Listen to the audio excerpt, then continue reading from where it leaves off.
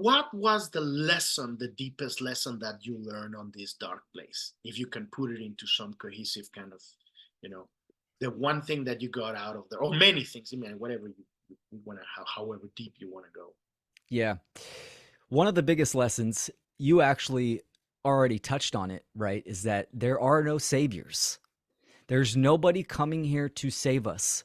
So the realization that each individual human being has a moral obligation and duty to activate during this time and take action. That was one of the biggest lessons and the activator for me that lit the fire under my ass to start doing this work. It was about 2 years of gathering information, understanding it, processing it, and about 2 years that I was choosing escapism versus right action. I would, I wanted to homestead. I wanted to escape, quote unquote, the matrix and go up into the mountains and, have my farmstead and do my thing and just kind of be passive on what is going on in the world.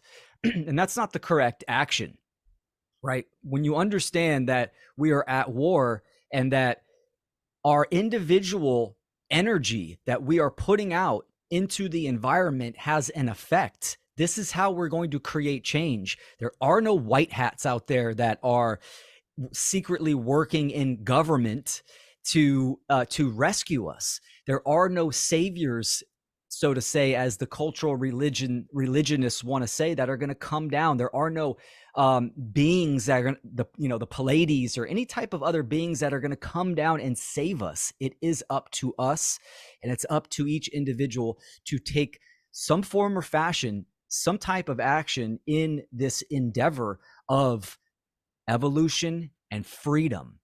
Because like I say in my work, freedom is the meaning of life. If you don't have freedom, then you cannot evolve spiritually, in consciousness, for the soul, for our dharma, our soul path, our purpose, right? Everyone's purpose can be individual. The macro lesson that we are here to learn as individuals, you cannot accomplish that if you're not in a state of freedom, if you're under constant duress, coercion, violence, and slavery. So this is why that category is so important. So understanding the moral obligation that I myself need to take action, and then learning how to do that, right? It's one thing having that realization. It's another thing actualizing it. So again, learning this process of truth discovery, gathering the information, processing it, and then putting it into play, putting it into action, which is also known as the Trivium method, right?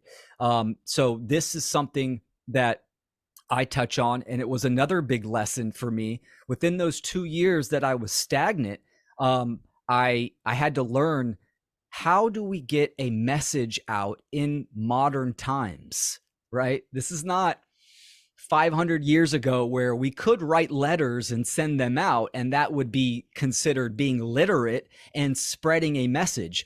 This is 2024.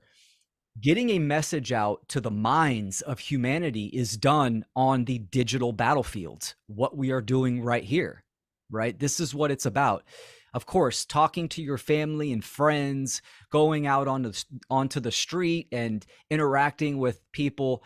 Sure, that can be done. There's a lot of growth there, to learn to practice your rhetoric, but that's not the amplification of energy that we could be utilizing.